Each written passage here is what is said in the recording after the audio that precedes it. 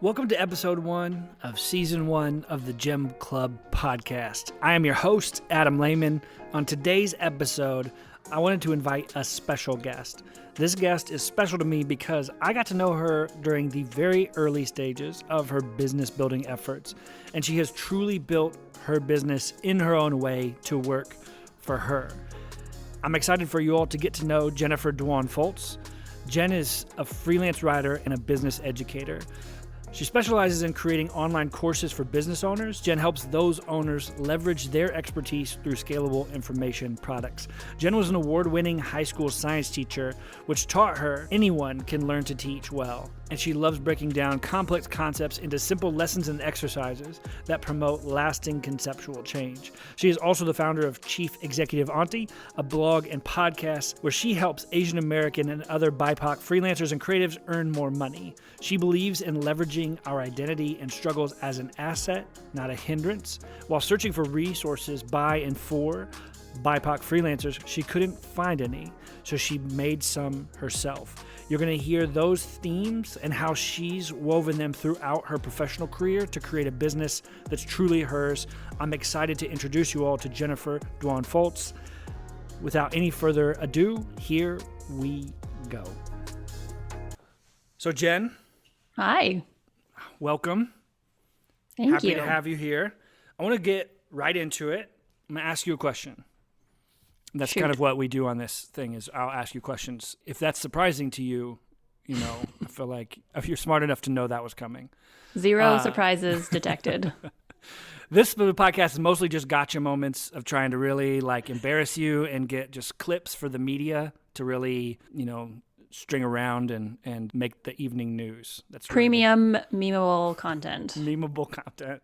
Okay, so you have done a lot of interesting things. You've done a lot of different things in your career, in your life. And when was something where you sort of remember yourself distinctly thinking, okay, this is really what I want to do? Was it like a bad experience where you're like, I don't want to be doing that? Or was it something where you're like, oh my gosh, I love this so much. It's so me. It fits me really well. So I actually think this to myself a lot because I'm interested in a lot of things. I'm pretty smart. I'm pretty good at most things that I try. And so I've actually had to learn to be critical of the, oh my gosh, I should do this cool thing forever and ever now tendency that I have. And like you said, I have gone between a lot of different roles. But actually, I have to say now that I have landed back on my role as an educator, I am much more proud of the business that I own. And I think I spend much less time thinking, okay, someday I will whatever. I love what I have much more than I probably have felt in any other time in my personal history. Yeah, that's really cool. I always felt like, even the first time I met you, I felt like there was this educator sitting, there was an educator at its core, and then it was deciding how we were gonna wrap around the outside of that, right? How we were gonna present that to the world, and how was that gonna show up? And it's cool to watch that still be true. That felt like very foundational to how you approached a lot of things as an educator. You can see that if you pay attention to your online presence. There's a lot of educating people. You sort of present that way. You have so many interesting, useful, educational gems all around your social content. It's not something that feels like just repurposed or unoriginal, or I feel like it's so easy now to just repurpose content and it becomes sort of boring or mundane. Where does that all emerge out of? Yeah, so I think I spent the first 2 years change of my business trying to be a chirpy white mommy blogger, which doesn't work for a number of reasons. And it was in 2019. I started something called the Year of Asian Reading Challenge, in which I decided to read exclusively books by Asian and Asian American authors. And this really was foundational in helping me form my identity as an adult. I mean, I don't know that I had a great identity formation process as a child either, but and that challenge really helped me because I suddenly found people, in this case, authors, who were doing the things that I wanted to be doing, who also looked like me and had experiences that I could relate to. And I remembered when I was doing this challenge, the only time I had to break my streak was when I wanted to read about business. And so my tendency throughout my life is when I can't find something I want, I go and make it myself.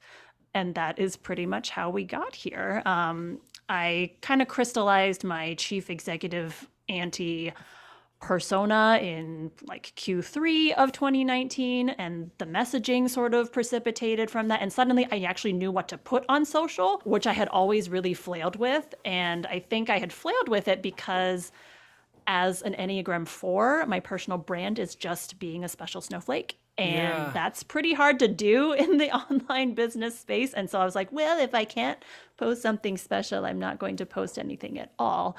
But I also didn't have a specific angle to talk about. I didn't have a specific topic to talk about until I realized, hey, there are other Asian Americans who want to be creative business owners. Yeah. And nobody is talking about questions like, what do I do if my clients can't pronounce my name and think that I can't write in English? Or how do I tell my parents that I'm not going to go to law school like I thought I was going to, and I'm going to do this thing instead? And I think those questions are not exclusive to Asian Americans, but we experience them in much higher frequency. And so that really gave me something to learn about, something to talk about. And I try to do as much learning as I do talking. It doesn't always work out that way.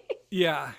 No, that's really interesting. So sort of this, I've heard of people, and I've gone on similar, I feel like I tried to read, Allie and I went through a similar sort of progression of sort of decolonizing your bookshelf, right, of your reading list, and trying to read like only authors of color or only other author in all sorts of different identities, I should say, that are just not white dudes.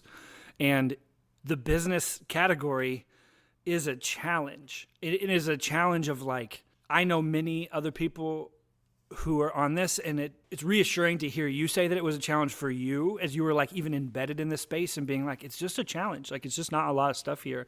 And I always feel like in general, there's not a lot of business information that I relate to that is sort of like takes into account that you are a human being and not just like a profit generating spreadsheet machine. It's really interesting. Is there any authors that you feel like, are there any people besides yourself that you have found like, oh, these are really good resources for other people who might be listening to this who are like, maybe someone, it just occurred to someone. They're like, I don't have any books, business books by someone besides a white dude. Is there places you would tell someone to go look, or is there? Arlen Hamilton is a great person to follow and learn from. She wrote a book last year. She's a little bit more like in the venture capital space, but I think, obviously we really need people of color in that space. So her book is real good. I'm still searching, and now that I look and make an effort to find these books and resources, I am finding them. It just takes more effort. And it was kind of the same thing with the reading challenge in general, because at first I really was like, I don't know if I know any other Asian American authors besides like these 2 or 3. But once I actually started looking, there they were. And it's just a matter of making the effort to look. Yeah, no, it's incredible. It's such a powerful thing to start to take in perspectives other than your own. And as a white dude, I understand that. This business world is built with, it's easy to find white dudes to talk about business with. But you start to, Arlen Hamilton's book was like transformational to me. I don't think I've ever highlighted a book in a way that I don't have the same story as Arlen at all. I have never found a book about operating a business at a very high level, very successfully, that is as approachable for anyone. I've given that book to college dropouts or to people who never went to college because Arlen was homeless, and it didn't start the business because didn't start doing what she was doing because of an MBA program but it was just a desire to do it. And so you really see somebody who feels very self-made, but also acknowledges the community that helped make her. And yeah, it's a beautiful thing. That's such a good book. It's such a good book. Oh, that's fascinating. Have you noticed that as you sort of adopted or sort of maybe so you found an identity that worked for you, that felt like you really resonated with, and then you started to find like a persona or approach, right? So we have Chief Executive Auntie that's there.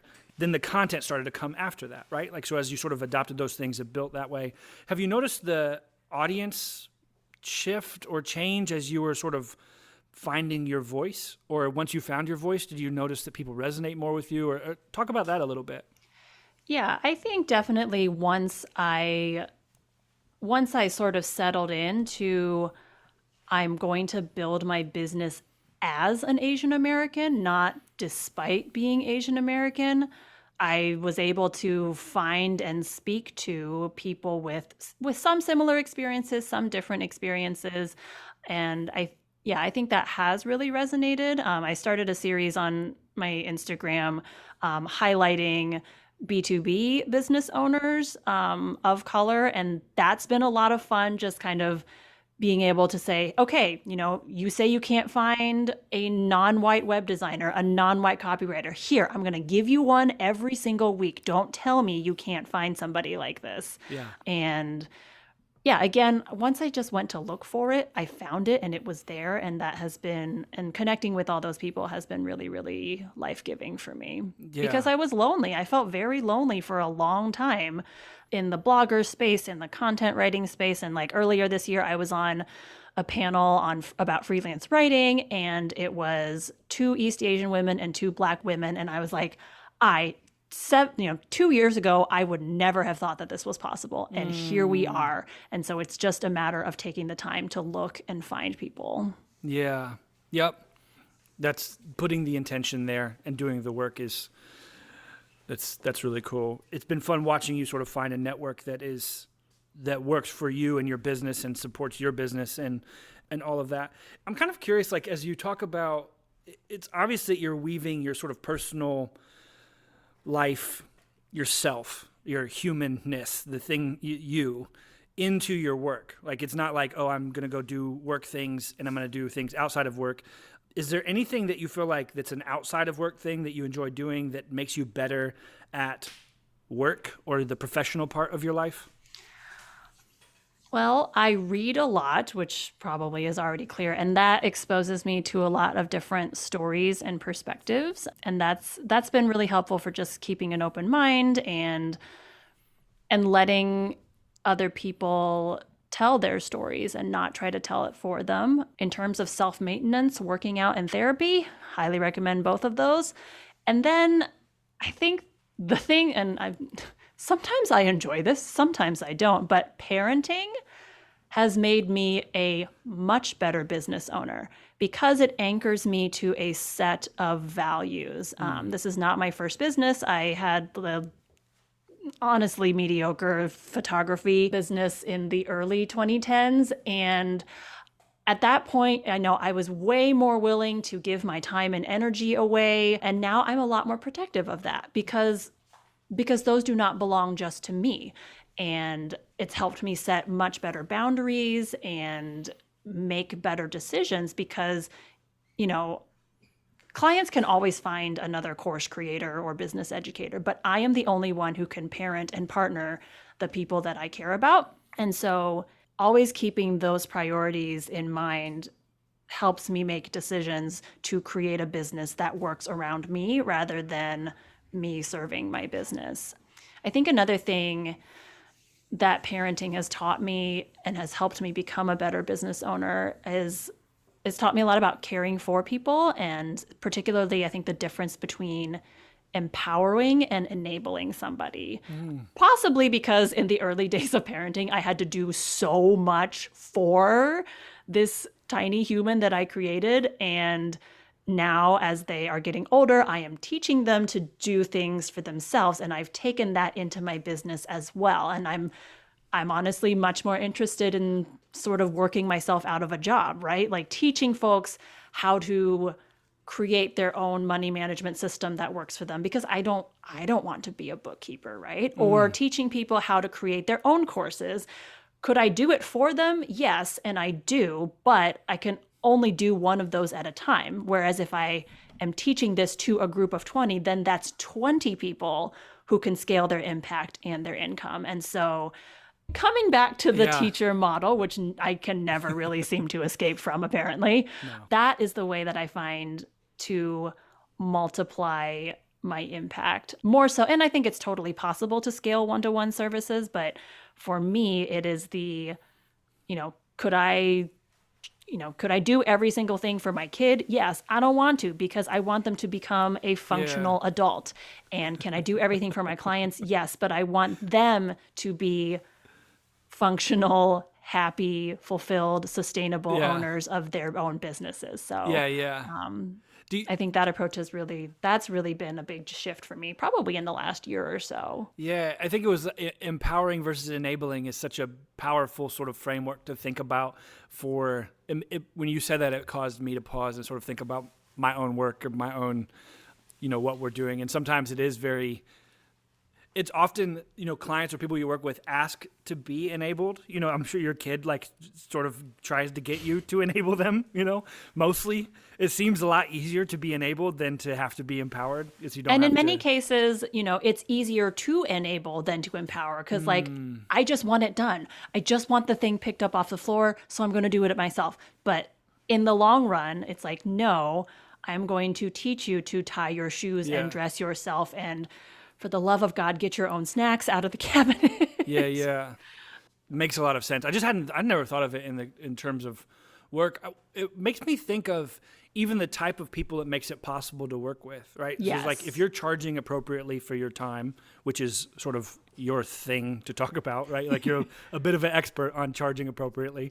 If you're doing that, you can't be cheap, really. That's usually charging appropriately for time ends up for you not being cheap to hire. And if you want to work with people who maybe can't afford that or are in an income scenario where they're not able to pay for all of that, they've got to learn it themselves. There's some things they're going to have to do it themselves. And so acting as an educator, it's something I found for us to be part of the real secret of, it's how we keep our website prices down. And our website prices aren't real low, but it's, if we're like, hey, we're gonna make 3 or 4 pages for you and set you up with nice templates, and then our WordPress developer Matt has gotten into this workflow of he's built some stuff for people. Is all right, you go build the 28 other pages that you need based on this, and I'm gonna really handhold. So it's one-to-one educational, hybrid, enabling, empowering a bit, and it's been beautiful. Right, to watch because people be able to run with that. Yeah, because it's not the best and highest use of Matt's time, probably, to just plug and chug content into 28 pages. You can teach the client to do that. Then it's more accessible financially for the client, and they know how to do it for the future. They do not have to come running to you every single time they want something new up on their website. So, my goal is to work myself out of a job. Yeah. No, and it's such a funny, was it a difficult mindset shift for you to get into, or was it when you're thinking about yourself as an educator, or even coming from higher ed or being a teacher at one point, you sort of start to think about, it's sort of always, you understand that your students will graduate from you, right? Did it take you a while to connect that to business, or do you feel like that was always there? I think it did take me a minute to kind of connect the dots, because at first I saw myself as a service provider, which I was. And then it occurred to me because of the way my life is set up, scaling one-to-one services is very, very difficult. I take at most 2 major clients at a time, and just scaling that is very difficult. But if I can turn around and teach 10 people in the same amount of time to do something that is helpful for their business, that benefits me, and that benefits 10 more people than otherwise I would have been able to work with. But I think I've always wanted to have a very, constructivist view of education. I am not the fount of wisdom. The point is not to elevate me. The point is for people, whether that's my students or my clients, or now I have students again. The point is for them to make their own meaning, because they know their situation better than I ever can. And so the point is not for me to give a formula and have everybody follow the formula. My point is for me to kind of show them a way of thinking through it, and then they make their own decisions to create a system that works for them. Yeah. And that's always, I've always tried to approach education that way. It's very challenging to do that in the current public school climate, but I did my best. You didn't solve education. Man, I should have just worked a little harder. Probably could have pulled it off. If you would have tried harder, that's definitely. Yes, work harder. That's the answer. Yeah. Oh my gosh. I feel like we could talk about that for like 3 hours. We'll just leave that we'll talk about that in the lobby afterwards. You said something about not being the fountain of wisdom. You were not like the sole source of wisdom, or like you were not the thing your clients, students, people who are in your courses are always coming back to, right? Like this is empowerment versus enabling.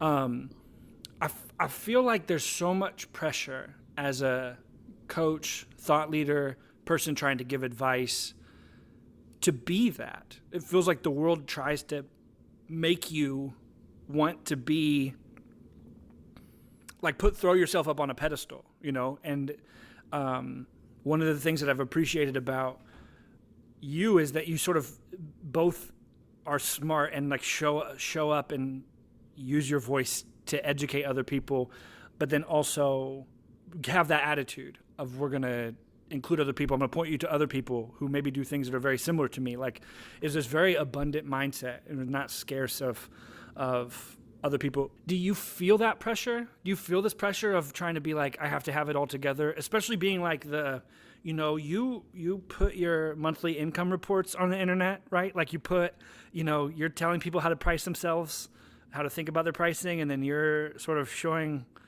under the hood what you've got going on. Is that difficult? Does that feel scary? Is it fun? Like, what's that like for you? Honestly, it wasn't. I don't think. I'm kind of always been a little bit of an oversharer on the internet ever since the days of Zanga, which I was horrified to discover had an archive of my post, which I downloaded and then set on fire.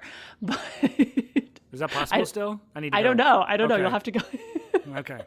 All right. So I think I've always been very comfortable sharing certain things publicly, and I don't know. I just always took a very practical view of money, which is a little bit counterintuitive because I think I grew up with sort of a magical thinking about money, like in the sense that, money is magic. And if the more I have of it, the better, the safer, the more secure I will be.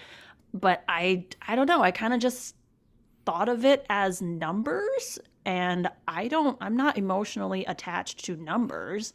And also I think learning, this is from therapy, but like learning to plug my values into everything. So like, I'm not here charging $250 an hour because I want to hoard a certain amount of money. I'm charging $250 an hour because I value giving my clients my full attention that they deserve, which is easier to do when I don't have to go do other things.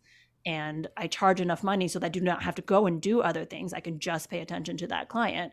I charge $250 an hour because my working time has a cost in the form of childcare, and it has a cost in terms of being away, not being available for my family. And so just plugging that into the things that I value rather than, oh my gosh, I got to get more money because I'm afraid I won't have enough. I think that has been very positive for me. I think most of us are much more motivated to avoid negative things than to pursue positive ones. But that's an active shift that I have been trying to make over the years. And so it feels pretty comfortable because sharing my income reports just gives people permission to think about money. Like nobody has ever shared their numbers like in response to mine, because I don't expect that. I don't even ask for or invite that.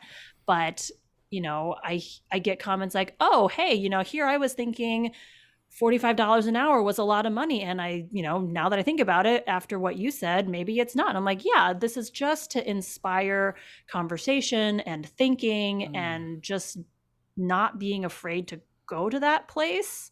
and look at numbers and look at money. That's the reason that I do that. And again, money is not very emotional for me. I feel it hasn't always been that way, but for quite a while, it's just been, I see money as a tool. It's a tool to live the kind of life that I want to live. And that doesn't mean Ferraris and whatever, but like for me, it means working 20 hours a week instead of 40. It means being able to say no to projects that are not interesting to me. It means having time to volunteer or work on creative projects that I'm not compensated for. It's just, money is just a tool. Yeah. I'll put that on a t-shirt. Money's a tool. I love that. I think that's so interesting. As you talk about money, I want to dive into that a little bit because that's kind of like one of your things, right? Like you talk about money a lot. It's like sort of it's my shtick. It's it's like, what do you want to talk about? And you're like, money, creating courses, or writing. I feel like if I was going to put you into professional boxes, which I'm not doing that. I want you to know I'm not putting you into a professional box. I feel like that would cause, we don't like being put in boxes. I don't anyways, and I'm sure you don't either. But as you talk about money and values, like as you work with people or you sort of like you educate a lot on, as you have more of these conversations with people, I know how much those reports are illuminating to people. I send people often stories of people who are doing simple businesses like lawn service. They're like, I bought a used $40 lawnmower and I worked really hard and did a good job with clients and charged appropriately and was able to grow something. Entrepreneurship can be sort of transformational in that sense where you're like, you can kind of dictate what your income is to an extent. And there are some people who are really excited about making six figures while they sleep or something like that. And there's other people who are really excited about working 20 hours a week and having an income that like makes a difference in their house and for their family and for themselves. And your reports are a really good example of that. Sometimes when I send people these other stories, these sort of like ones that have like, I just feel like all the dumb titles of things are like six figures, like how I ended up making six figures by doing X, right? And that is like your stories are like the same thing but different. It's just a different end goal. And I just think it's so powerful. As you work with people, where do you feel like they're screwing up with money? Where do you see people like really tripping over themselves or maybe like missing out on the point? Or what are the common mistakes that people might be making when it comes to how they're thinking about money? I think being afraid of it, being afraid of thinking about it, being afraid of charging money, being afraid of managing money. I think there is a lot of fear around just even addressing the topic. And so people just kind of bury their heads in the sand. And so that's one thing. I think forgetting the connection between time and money. And so time management is another thing that I'm really, really passionate about because it hooks into money, right? Like time is our only truly finite resource. You can go make more money. You can go get more staff. You can go get more materials. You can't go get more time. And so sometimes I see people burning a lot of time to save a little bit of money, and that just hurts my heart. Yeah. And then, also flip side, like not realizing that, I'm not just charging for the time I spend on the project. I really should be charging for the time it took me to get the project in the first place. And my own little light bulb moment was like, let me see how long it takes me to write this proposal. 8 hours later, I'm like, Jesus. And sometimes I don't even win those projects. And so realizing like, it's not just the time I spend doing the work. It's the time I spend getting the work. It's the time I spend getting my business out in front of the right people. Actually, my spouse and I were having a conversation because he asked me, do you track your break time? And I was like, I don't, but potentially I should because I need the break time to be able to do the work. So that break time is not negotiable. Like I can't spend that necessarily somewhere else because I need that. I need to rest my brain. I need to move my body throughout the day. I need to eat lunch.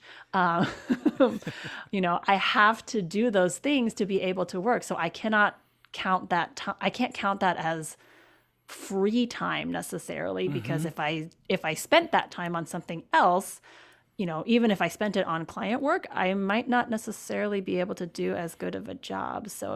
Just when I'm thinking about like my time budget, how much time do I have available? I've started kind of thinking, well, yeah, I have this much childcare during the day, but I'm going to take at least an hour of that to eat lunch and go for a walk and, rinse my brain out a little bit. So I actually only have 5 hours or 4.5 hours.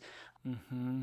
Yeah. And I think, so those are kind of the two big things that I see are just being afraid of money in general and then not paying attention to the relationship between time and money on multiple levels. Yeah.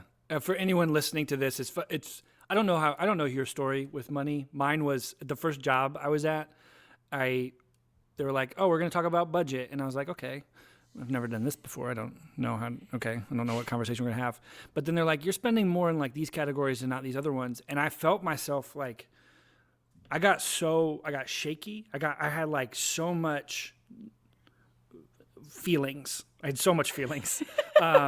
Of these people who I respected, who it seemed like they were good at money, were talking to me about it, and I was like, it was a couple years after that, but I had to look at a friend who was older, and I had to be like, how do you budget? He's like, well, just plan like what you're going to spend. I was like, I know, but I do that.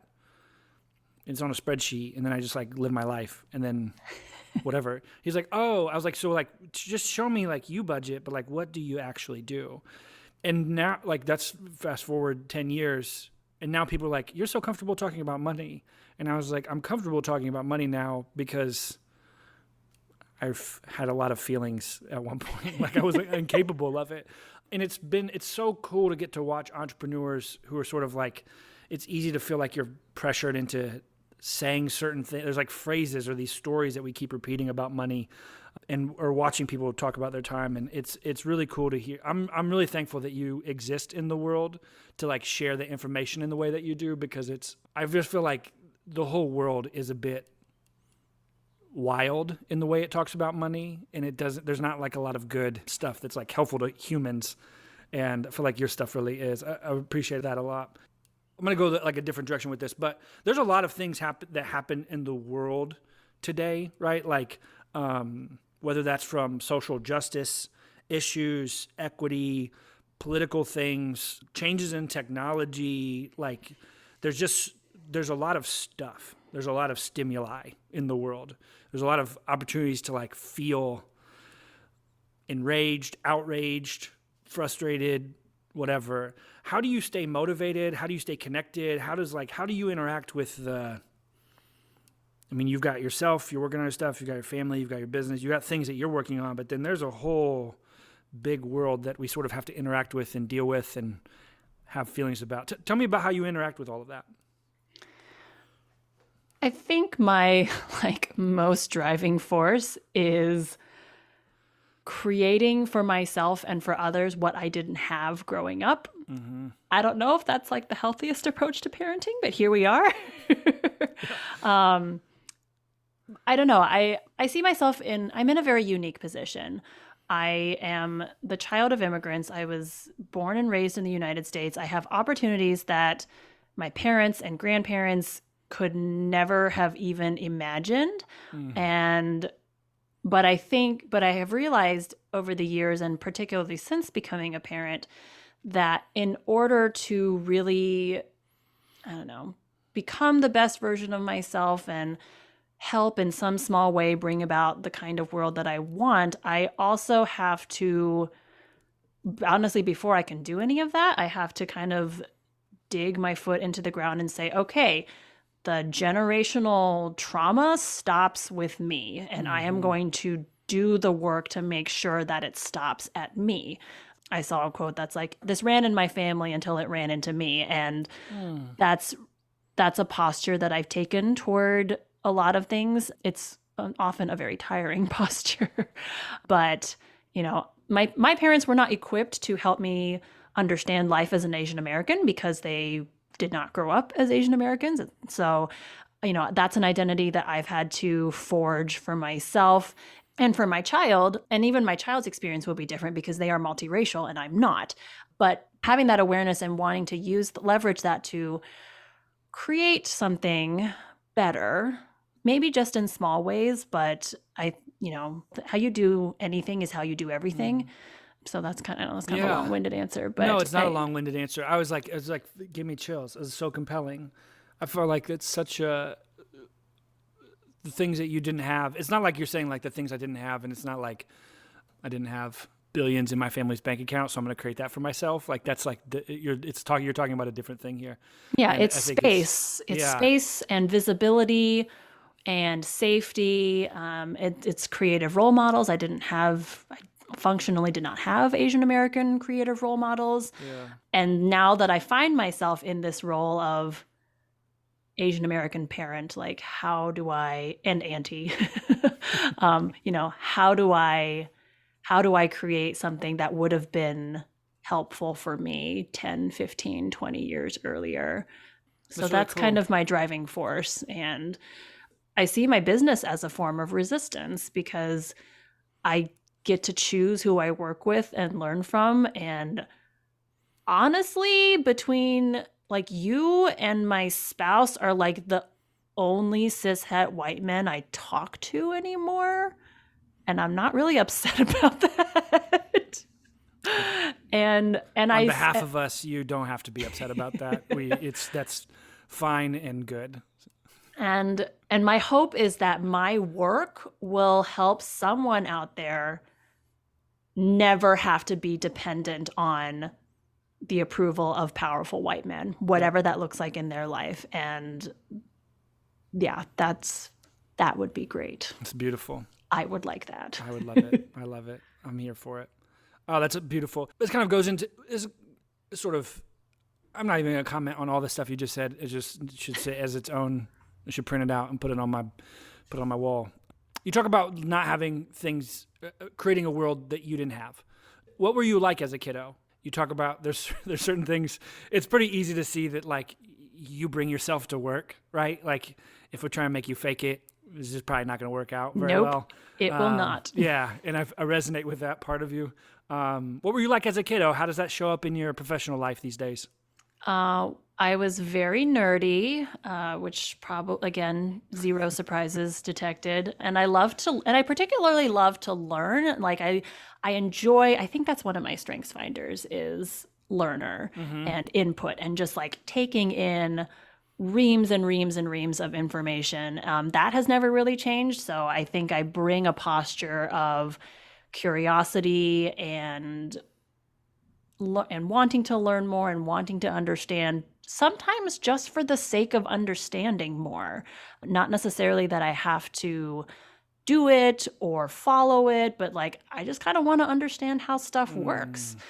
And I think when I think about what I was like as a kid, I had a lot more, for lack of a better word, swagger in preschool and kindergarten. And then I got quiet in first grade, which a lot of things happened in my life that year. My brother was born. I started at a different school. It was also, I think, the first time that I was really aware of racial difference. And this was when we talk about microaggressions. I have mixed feelings about the term, but just like, this is when like all the little dings in my, not armor, but just like all the little like tiny pebbles started like flying at me. Yeah. Just little things, little moments of realizing, oh, I don't have this cultural or social capital that other kids have. There's the standard immigrant lunchbox moment, which a lot of people go through, but like the clothing I wore, this always comes to mind. But like there were a bunch of like social studies assignments throughout public Ohio education that involve like costumes and shit from Western history and or the disposable income and leisure time to produce said costumes. And I'm just like, what the hell is a toga and where do I get one? And why does everybody else have a toga and I don't? Like, where are you getting these things? Or like bonnets and like other pioneer shit. And I'm like, what? Like, what are you talking about? And I'm sitting there waiting for like Chinese History Day, and that never happens, obviously. So just like little things like that, I think I started being aware of that in first grade, and that made me want to hide and kind of recede. Arguably, I didn't find that voice again for like 25 years. So, yeah, so believe it or not, I was pretty quiet in elementary school. Middle school is middle school. Middle school's terrible. Oh, it's just dreadful. No. I student taught in the middle school, and No. like just throughout the year, I'm like, oh man, you are trying so hard, and I know you're trying so hard, and it's just not working. Yeah, no, I was in part of my like fun hobby studies is like brain development, and I got into like adolescent and pre-adolescent brain development, and it's like those years are like particularly terrible in terms of what your brain is doing and how like latched in, like a half sentence. I feel like everybody has middle school trauma. Like it's like almost impossible for the human brain to not get some of that, pick some of it up. So it's like I grew up in a very like Amish town. It was all white people, and bonnets were plenty. Like it was very easy to get a bonnet. It was very easy to get a bonnet, and I've never. You even just telling that story, I was like, oh yeah, I feel like it's very, like we talk about pioneers like nonstop, Like colonizing problematicness aside, like why do you assume that every family understands what it means to dress up as a pioneer? Why do you assume that every family has the disposable income to go get a costume for a grade? Like, what the hell? Yeah. It's stunning when you really think about it. You're like, that's not most people's story, and most people don't like relate to pioneer times. It's like not how a lot of people came here. It's not how a lot of people's ancestors like experienced life. Colonizing problems even aside, that makes a lot of sense.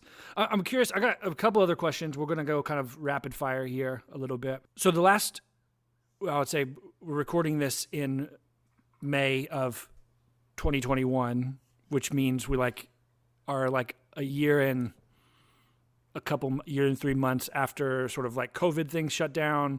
There's been a lot of racial issues across a lot of different groups that have sort of been thrown into the forefront. There's been a lot of things to think about this year. When you think about working in your world for the last, what are 2 or 3 things that you think are going to stick with you from this time? Like lessons that you've learned that are really dug in? I don't think this is from COVID specifically, but it is something that I have picked up, I think, over the last year. Just the idea that let people be the experts in their own lives, which for people, for online business owners where, for information product-based businesses where like your knowledge is your business, like I think that can be very hard, and you want to be like, no, you're doing all these things wrong and you have all these pain points, and don't you want this solution for $45,000? And like, I think I see a lot of arm twisty tactics, and I feel like the root of them is not trusting that people know what their own needs are. And like, even something as seemingly innocuous as like, are you sure you don't want to blah blah, whatever transformation that they're promising, like that sort of like that scarcity and fear of missing out thing, like, are you sure you don't want, $100 more per minute in your bank account? And it's like, no, man, like I didn't buy this thing.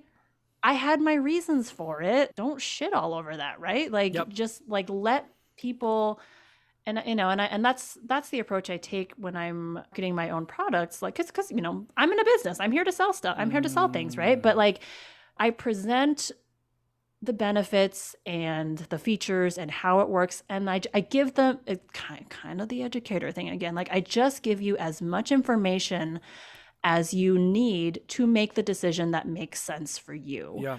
I don't know. I see this in the political discourse too, where it's just like, how can you possibly think that, or da da da da da, and like, you don't know their life. You're not in their shoes. You don't go through what they go through. Like, don't tell people. Yeah, just I think there's a lot of assumptions that, oh, I know better than you because blah blah blah, and it's like, especially when it's like an identity that you don't have, like don't tell people with that identity what their experience is like. I don't care if you studied it in college. I don't care if you have a Black friend. Like, it doesn't matter. Yeah. Yeah. So that's just kind of been a running theme that I've been thinking about a lot. Our community hero, Anna, would be really proud of us if we said something like, the community wisdom is going to be greater than the individual wisdom, or something like that. We can run that by them and see what they have to say. Get their approval. Yeah, but I feel like that's something I've learned as well, of just listening. You just listen, and people, if you listen a lot, ask a lot of questions, get to meet a lot of different types of people, you can usually, that exposure, that sort of that diversity of thought creates a better picture than whatever you were getting before, which is beautiful.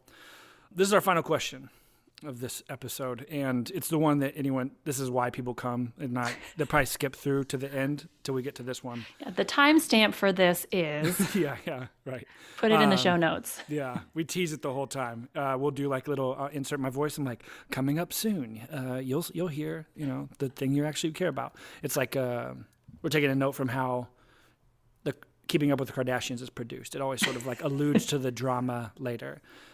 3 favorite songs from the years 2000 to 2009.